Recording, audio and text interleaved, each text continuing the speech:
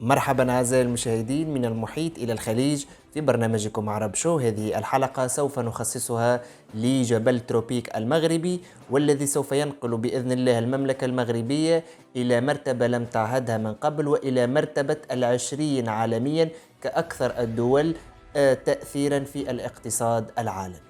تأتي هذه الحلقة استجابة لسبر الآراء الأخير الذي قمت به في هذه القناة، والذي شارك فيه أكثر من 1300 عنصر وأخ وأخت من أسرة عرب شو، والغالبية الساحقة يعني أكثر تقريبا من نصف المصوتين كانوا يريدون حلقة حول هذا الموضوع. لذلك اجتهدت حتى أقدم لكم هذه الحلقة من أعلى طراز بإذن الله، وذلك لأن هذه الحلقة سوف تنقسم إلى عدة أجزاء، من أبرزها هي كشف حجم ثروة جبل تروبيك، وكشف الخطوات المغربية من أجل فرض سيطرتها على هذا الجبل الذي يعتبر أغلى جبل في العالم. كذلك سوف نتطرق إلى النقاط القانونية، إلى العلاقات الدولية، إلى جانب المناورات والأحلاف العسكرية التي تقوم بها المملكة المغربية وغيره. كل هذا وأكثر بإذن الله سوف أشرحه لكم بعد هذا الإنترو.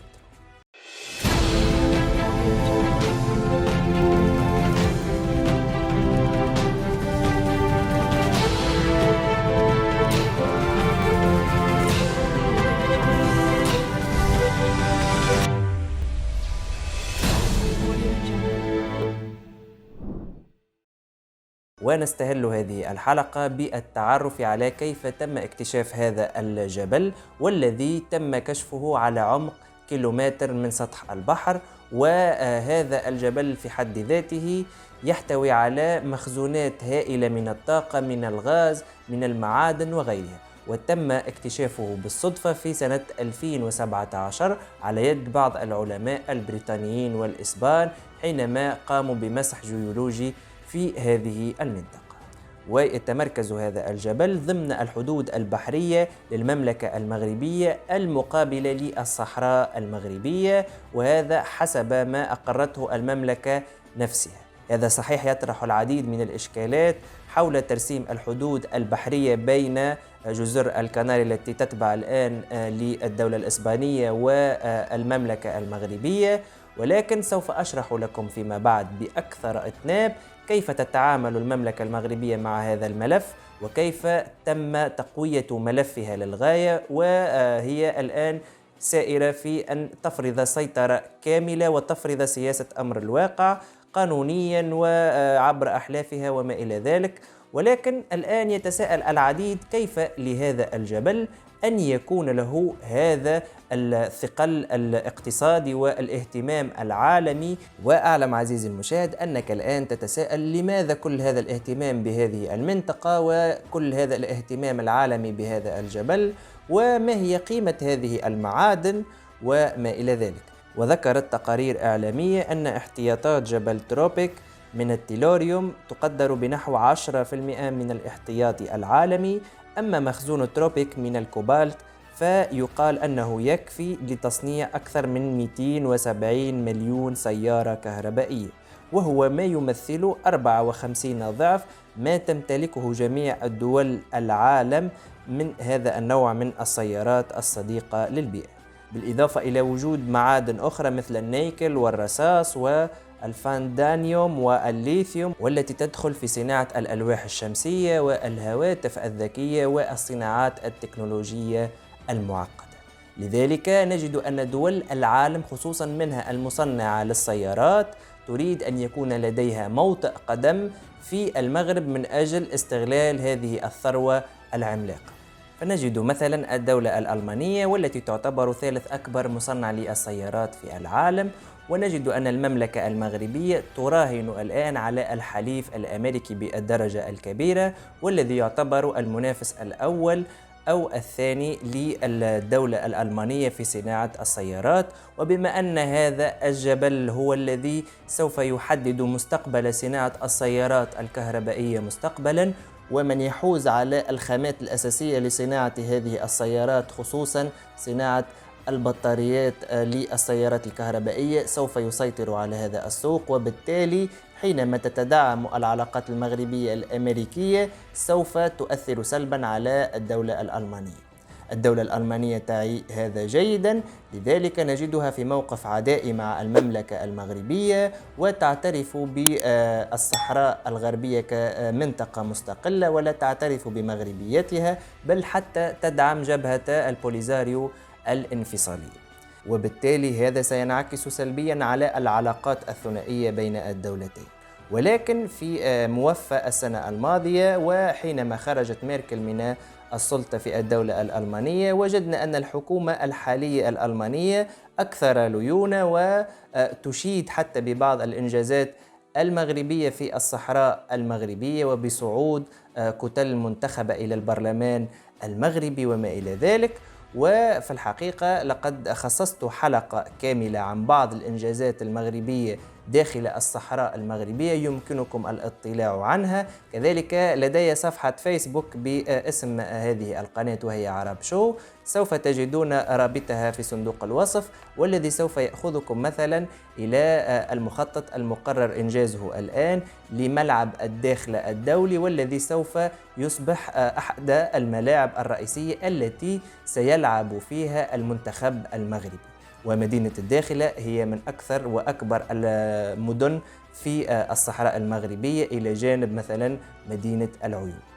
ونعود إلى موضوع هذه الحلقة، وهو هذه الأهمية الاستراتيجية لجبل تروبيك، وكيف أدى اكتشاف هذا المخزون إلى بعض الصراعات وإلى بعض المشاحنات الدولية. كذلك نجد أن الطرف الرئيسي في الصراع هو الدولة الإسبانية، كان دائما في حالة تململ، وسوف أتطرق إلى هذه الخطوات التي تدرجت المملكة المغربية حتى وصلنا الآن إلى تقريبا شبه تفاهم على هذا الملف، وكيف استوعبت المملكة المغربية الاندفاع الإسباني بحكمة وذكاء، خصوصا وأن الدولة الإسبانية أو المستعمر السابق لجزء من المملكة المغربية كان ينتقد في العلانية وجهارا السياسات المغربية، ولكن المغرب بفضل الأوراق التي أتاح لها موقعها الجغرافي وفطنة حكامها التي أصبحت تلعب بأوراق عديدة، من أبرزها ورقة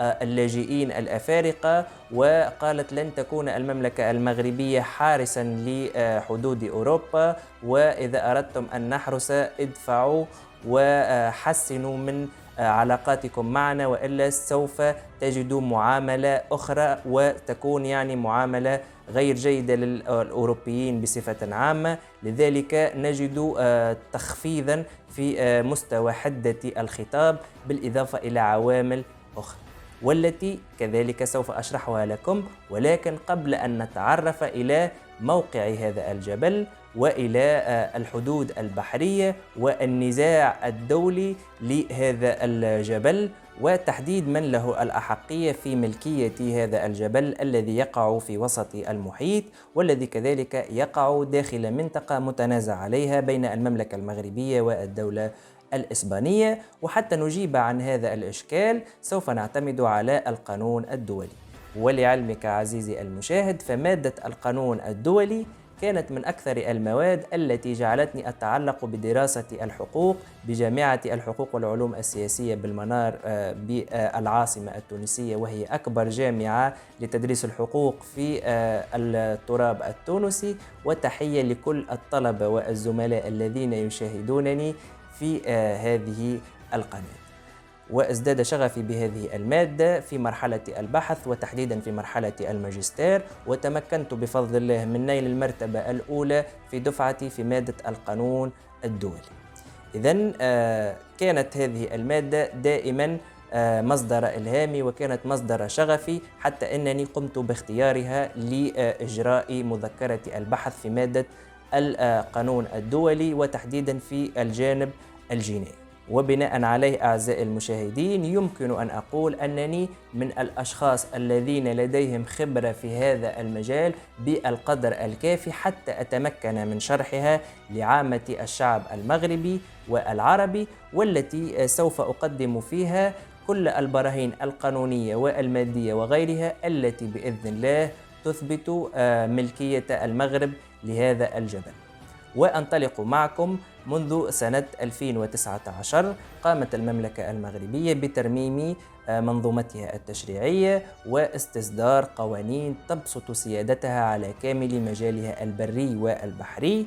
وقامت المملكة المغربية بالمصادقة على اتفاقية الأمم المتحدة للبحار والتي تعرف باتفاقية مونتونيغرو باي لسنة 1982 والتي دخلت حيز التنفيذ في سنة 1994 ووقعت عليها المملكة المغربية في سنة 2007. وسوف أعود إلى هذه الاتفاقية بشكل أكثر فيما بعد، ولكن حتى نعلم المنظومة التشريعية المغربية فهي شهدت تحديثات مستمرة في الثلاث سنوات الفارطة. وصادق البرلمان المغربي في يوم 22 يناير أو كانون الأول من سنة 2020 على قوانين تؤكد فرض سيادة المملكة المغربية على مجاله الترابي كاملا، بالإضافة إلى قوانين تتعلق بمجاله البحري والتي توسع نفوذ المملكة المغربية إلى ما يتجاوز 200 ميل بحري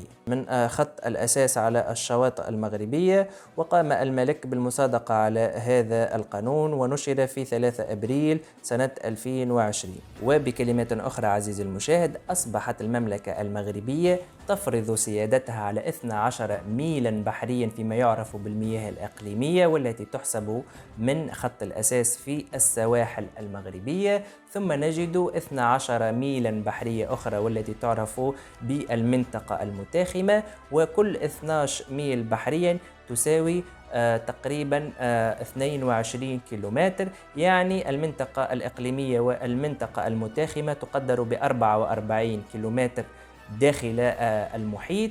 بالإضافة إلى هذا نجد المنطقة الاقتصادية الخالصة والتي يصل مداها إلى 200 ميل بحريا، يعني تقريبا 370 كيلومتر داخل المحيط.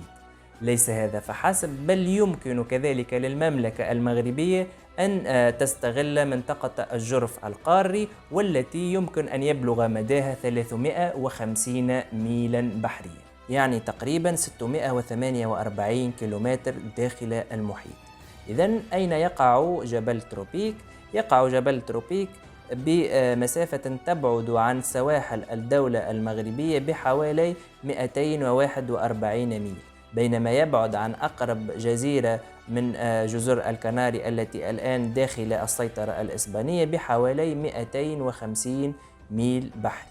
وبالتالي السواحل المغربية أقرب إلى جبل تروبيك من جزيرة الهيرو التي داخل جزر الكناري. إذن أعزائي المشاهدين، نجد أن هذا الجبل يقع داخل منطقة تسمى بمنطقة الجرف القاري. يعني منطقة الجرف القاري تأتينا بعد المنطقة الإقليمية، المنطقة المتاخمة، المنطقة الاقتصادية، ثم نجد منطقة الجرف القاري.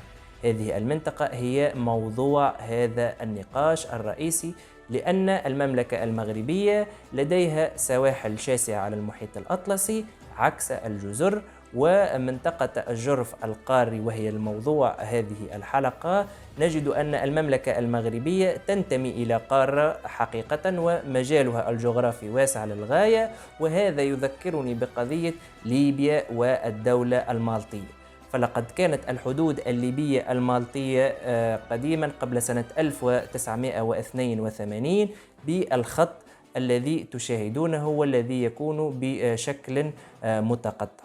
أما الآن فلقد ربحت الدولة الليبية هذا النزاع وتقدم مجالها البحري أكثر فأكثر.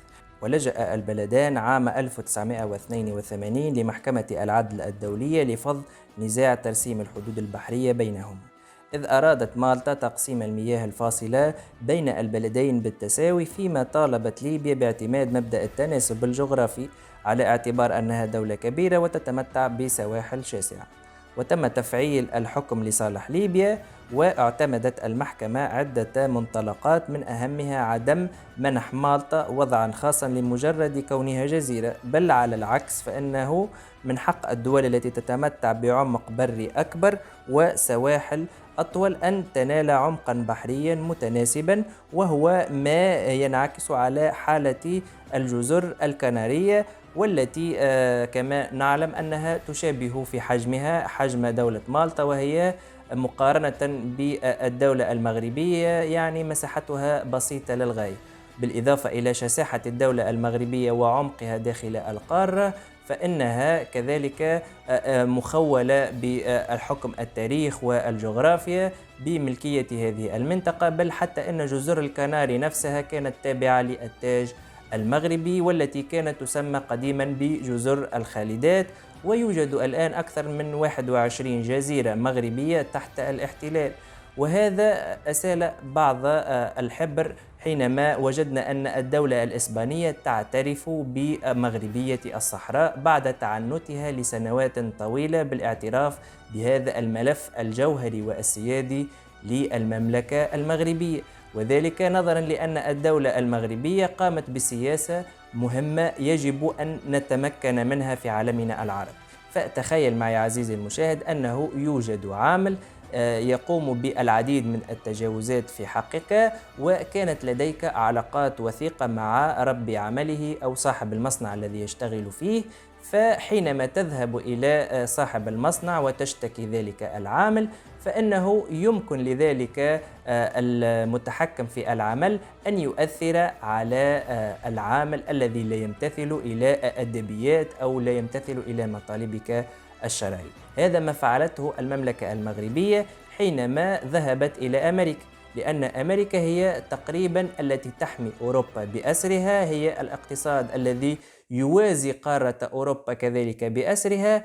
وبالتالي حينما ذهب المغرب وحسن علاقته وطورها مع الجانب الأمريكي، أدى هذا إلى فرض الولايات المتحدة الأمريكية على الدول الصغيرة في أوروبا مثل إسبانيا وغيرها للإملاءات الأمريكية والتعامل مع المصالح الأمريكية بجدية في المنطقة، خصوصا وأن هذا الجبل سوف يتم استغلال جزء مهم فيه لصناعة السيارات للدولة الأمريكية، وهذا تحت السيادة المغربية. يعني المغرب سوف يستخرج وسوف يحصل على العائدات المالية المجزية، في المقابل سوف تستفيد الدولة الأمريكية من هذه النقطة.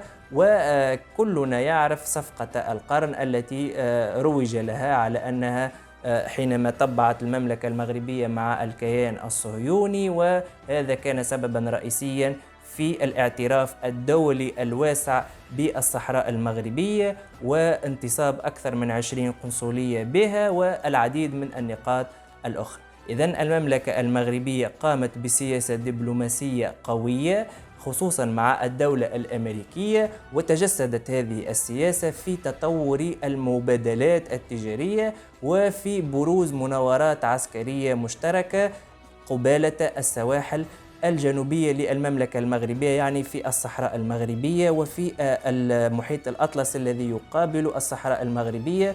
وهنالك العديد من الأخبار التي تؤكد قيام الدولتين بعمليات تحاكي حماية جبل تروبيك من أي اعتداء خارجي، وهذا فيه رسالة واضحة لكل من تسول له نفسه أن يمس المصالح المغربية في المنطقة. وشهدت هذه المناورات العسكرية بروز الفرقاط الملكية المغربية طارق بن زياد وبروز حاملات طائرات أمريكية ومدمرات، وبمشاركة سلاح الجو من كلتا الدولتين، وهذا كان من أكبر المناورات العسكرية الغير المسبوقة في المنطقة.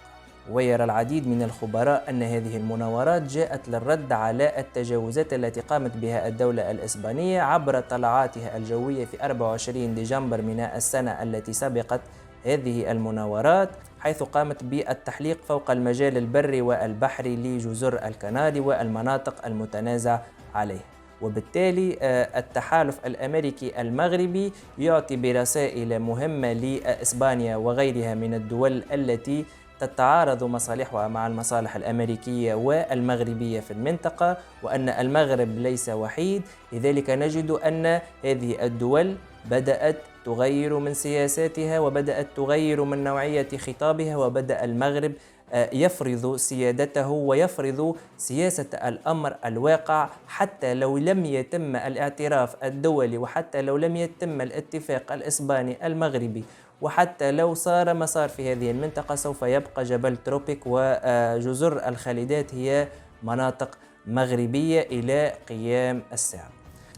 والآن بعد أن تطرقنا إلى المعلومات التاريخية لهذا الجبل والمعلومات التي تقدر حجم هذه الثروة وموقعه وقانون الدولي والدبلوماسية المغربية والأحلاف الدولية وما إلى ذلك، نأتي على نقطة مهمة وبالغة الأهمية حتى نختم بها بإذن الله، وهي كيف سوف تحمي المملكة المغربية هذا الجبل وتستغله كأحسن استغلال، ويمكنها أن تحصر مقدار المعادن والثروات التي وجدت فيه عبر الشخصيات وعبر العلماء المغاربة وليس من مصادر خارجية. المملكة المغربية تجيب عن هذا السؤال عبر اقتنائها لسفينة يابانية تشكل مختبرا عائما مجهزا بأحدث الوسائل التكنولوجية وبتقنيات قياس المحيطات وسبر أعماقها، ويتوقع أن تباشر السفينة